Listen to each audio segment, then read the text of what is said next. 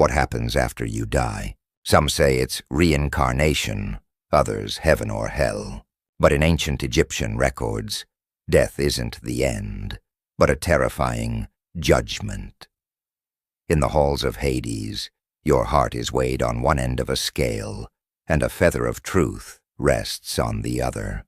If your heart weighs heavier than the feather, your soul will be devoured by a monster, utterly annihilated, and forever lost. The judge who determines your eternal fate is none other than Anubis, the god of the underworld. Today, we will uncover a secret hidden for thousands of years. Is Anubis's judgment truly just a myth, or is it a far more terrifying reality? Chapter 1. The Weight of the Heart. The ultimate test. Humanity can't escape. Ancient Egyptian Book of the Dead describes in detail the scene of the deceased's soul entering the Hall of Truth. There, 42 gods, holding scrolls, interrogate you one by one about your past deeds. Have you killed? Have you stolen? Have you cheated? Each answer weighs like a weight on your heart. Anubis stood by, coldly placing your heart on one end of a scale. On the other end, Ma'at's feather. This wasn't an allegory. Archaeologists have discovered in numerous murals that the ancient Egyptians firmly believed that soul energy had a real mass. If you were burdened with lies, greed, and murder in your life, your soul would feel like it was being dragged down by chains, too heavy to lift. And audience members, can you imagine? If you placed your heart on those scales right now, would it feel light or heavy? Chapter 2. The Secret Behind the Feather of Truth. Why a feather? This isn't a random symbol. The feather comes from Ma'at, the ancient Egyptian goddess of truth and order. She represents cosmic balance. In other words, in their eyes, the soul wasn't measured by external wealth or status, but by your compliance with the laws of the universe. Think about it. Do we modern people also experience similar anxieties? Do you often feel a tightness in your chest, as if a stone is pressing down on you? Have you ever been caught in the middle of the night by a sudden memory of a wrongdoing, unable to sleep for an extended period? The ancient Egyptians long ago explained this invisible weight, the heaviness of the soul, and Ma'at's feathers are the only measure of your lightness. Chapter 3. The Judgment Hall is not just a legend. Scholars have discovered numerous depictions of judgment scenes in the murals of the Luxor temple complex. The scenes are almost identical. A deceased person kneels before a scale, Anubis calmly placing his heart on it.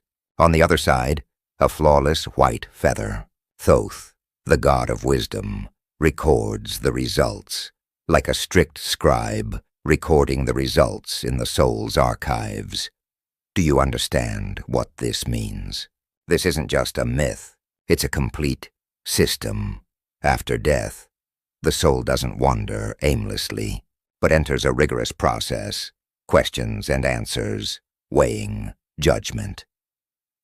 Dear viewers, if even death has a systematic process, don't you wonder, does this mean that humans have never been truly free? Chapter 4. The Source of Fear. Amid what would happen if the heart were heavier than a feather, then another terrifying creature would appear. It's called Amit. With a body like a crocodile, a head like a lion, and hippopotamus, it devours unworthy souls. This monster is no mere figment of the imagination. Archaeologists point out that it symbolizes humanity's total destruction. It's not about continued punishment in hell, but rather total annihilation. No reincarnation, no surviving soul, total annihilation. Just think about it. This punishment is far more terrifying than hell's flames. At least in hell, you still know you exist. But if your soul is devoured, even the traces of your existence are obliterated. So, we must ask, Why did the ancient Egyptians invent such a cruel punishment? Chapter 5. Who is Anubis? Many people imagine Anubis as a god with a jackal's head, but in reality, his image wasn't a random design. Jackals are nocturnal animals that often haunt cemeteries. It symbolizes the guardian of death, and at the same time represents the boundary between death and rebirth. Anubis's duty is not merely judgment, but also guidance. He guides souls into the hall of judgment. He balances the scales. He even leads you toward annihilation or into eternal paradise. You'll discover that he is neither entirely evil nor purely good. He is simply an executor, without emotion or mercy. He simply enforces the law. Isn't this terrifying? If death truly has a system, then Anubis is that infallible program. Chapter 6. Surprising details from archaeological discoveries. In Tutankhamun's tomb, archaeological teams discovered a mural that clearly depicts a weighing scene. And on scrolls buried with some mummies, the incantations from the Book of the Dead repeatedly mention a ritual. Let my heart be lighter than a feather, and let my soul pass through. Even more astonishingly, some scholars, through translations of ancient texts, have discovered that these incantations are not simply prayers, but rather like program instructions. The deceased must recite 42 negative confessions. I did not kill. I did not steal. I did not lie. Each one is like erasing the soul's negative energy record. Isn't this very similar to our modern data cleansing? Did the ancient Egyptians realize long ago that the soul is actually a form of information? Chapter 7. Strange echoes of modern science. Don't think this is just an ancient myth. In the 21st century, scientists studying the human body's post-mortem weight have discovered some unusual phenomena. Some experiments show that at the moment of death, a person's weight suddenly decreases by a few grams. Although the amount is small, it is enough to spark countless speculations. Does the soul really have mass? Does some kind of energy body leave the body at the moment of death? This resonates strikingly with the ancient Egyptian practice of heart weighing. They believed that the soul had weight, and science is slowly approaching this possibility. So the question is Anubis's scale really just a metaphor, or is it a lost science? Chapter 8.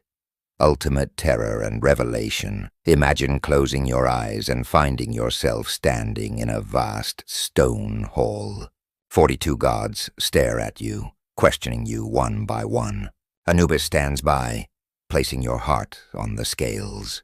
You hear the gentle, almost weightless sound of a feather falling, and yet your heart, on the other side, slowly sinks. At that moment, a chill runs through your body, realizing you might be devoured by a meat, utterly vanished. Fear, yes. But the wisdom of ancient Egypt also offers us a lesson.